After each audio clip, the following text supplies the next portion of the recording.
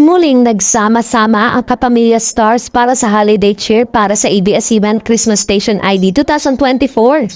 Kasama ang P-pop powerhouse na BINI, box office queen na si Catherine Bernardo, at ang on-screen partner na si Kim Chu at Paolo Avellino aka Kim Pao bilang spotlight sa pagkakataong ito.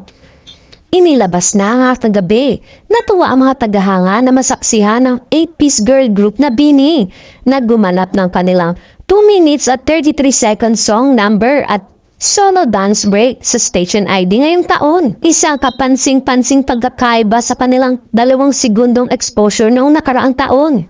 Bukod sa mga nabanggit, iba pang minamahal na kapamilya stars tulad din na Judy Ann Santos, Sarah Geronimo, Ann Curtis, Julia Montes, Maricel Soriano at Sharon Cuneta at iba pa.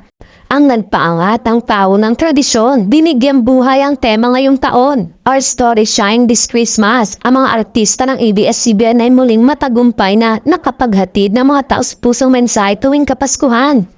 Kasalukuyan ang umabot sa 1 million views ang festival video at trending pa rin ito sa lahat ng social media platform.